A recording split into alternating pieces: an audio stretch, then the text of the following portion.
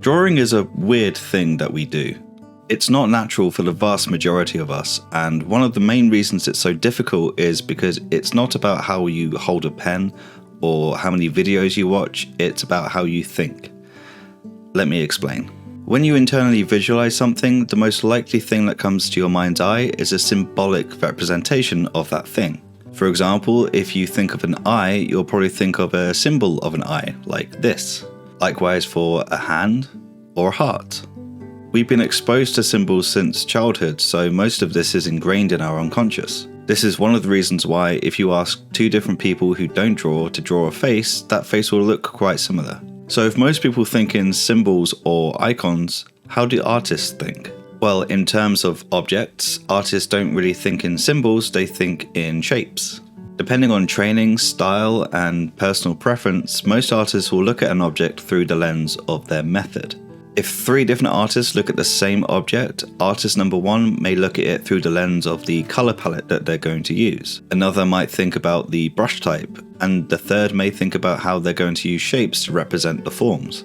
I'm going to focus on that third artist who looks at things through shape because I think that applies to pretty much everyone, and there are an infinite number of ways that you can look at and interpret everything. So let's keep it simple and focus on shapes. When looking at an object, whether that's an eye, a building, a vehicle, or anything, the artist is thinking about what shapes make up that object. And with that comes the hierarchy of shape. If you take a building as an example, the first shape that comes to mind is a big old box, which describes the silhouette. But then underneath that, you have the windows, the indents for the frames, the door, and any other architectural detail that might be there. These are all described as shapes. This is what my focus was on when I made the shape is more important than anatomy video. This applies to everything. If you have a good understanding of how to create and manipulate shapes, you can create and manipulate anything. You don't need to be a savant and learn everything specifically because that's virtually impossible to do. So the next time you're drawing something, think a little bit more about what it is that you're drawing. The reason that anatomy lecturers always get you to start with the skeleton first is because they want you to understand the landmarks of the body and where the muscles attach. That way you can draw your characters without accidentally breaking their legs. And this is true of everything. Try not to look at things like a car, for example, as a car. Look at it like a box. And then look at the wheels as cylinders. And then think about what other shapes help best describe the other details that go into that box. This is really going to help when it comes to putting things in perspective because it's much easier to think of a box in perspective as opposed to a Bugatti Veyron or whatever it is you're drawing. Now, most of that is dealing with the more pragmatic and practical side of drawing. And for the most part, that's what drawing is. It's about problem solving. How do you make a thing look like a thing? But what about when you want to be a bit more creative and don't necessarily want a realistic representation of what you're trying to draw? Well, that's where you need to think creatively. Personally, I hate the term creative thinking because I don't know what the fuck it means. It's too ambiguous. So I'm changing the word from creativity to risk. Creativity is all about taking risks, whether that's a risk with the color palette that you choose, the subject matter that you choose, your choice of lighting, how you represent objects, whether that's through symbols or icons. I could go on, and I will. The canvas size, the canvas shape, the narrative, the mix of mediums, or a million other different things that my non-creative mind hasn't come up with.